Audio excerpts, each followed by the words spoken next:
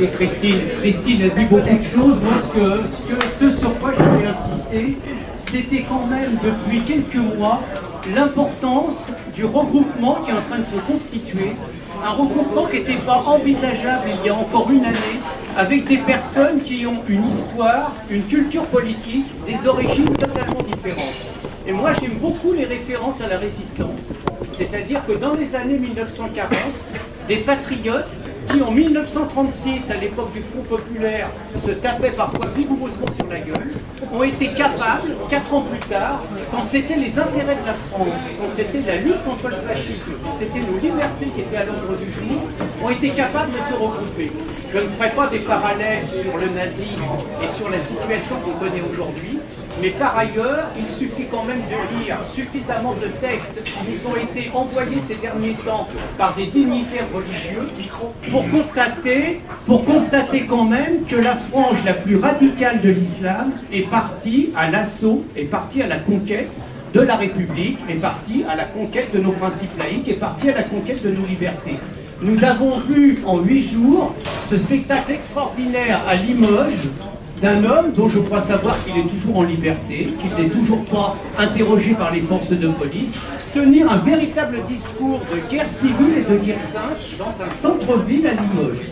Nous avons vu dans une émission de John-Paul Lepers, un sympathique trésorier d'une mosquée de Roubaix, nous annoncer que quand les musulmans seront 50% en France, il serait tout à fait logique que l'ensemble de la France accepte la charia.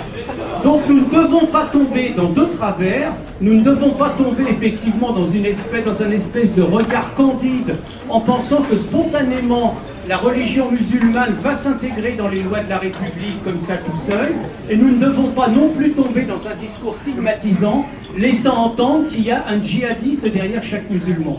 Je crois justement, moi, que nous aurons besoin de la frange la plus démocrate, celle qui compte sur nous, celle qui a besoin de la laïcité, des femmes qui ont besoin de l'égalité homme-femme, des hommes qui ont besoin de la République pour justement échapper à la dictature de leur aile intégriste. Mais ils ne viendront à nous, et moi je crois que c'est là qu'il faut qu'on soit clair, ils ne viendront à nous, je ne crois pas qu'on peut attendre les musulmans modérés.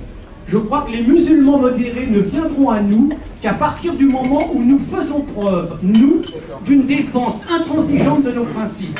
L'égalité homme-femme, ça ne se négocie pas. La séparation du religieux et du politique, ça ne se négocie pas. La construction des mosquées, ça ne se négocie pas, il n'y a pas d'argent public, et on regarde quand même, quand il y a un endoctrinement des gamins, on a le droit d'intervenir.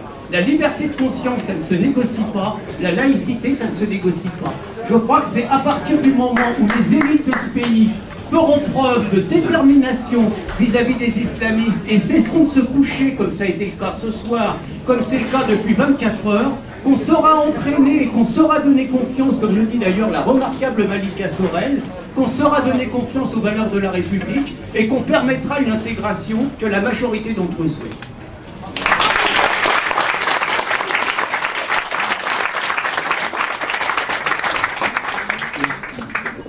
Et nous sommes tout à fait heureux d'être avec vous, associés d'horizons politiques différents, et vous pourrez compter sur nous, sur la droite libre, d'aller avec vous dans ce sens. Est-ce que je vais vous laisser la parole?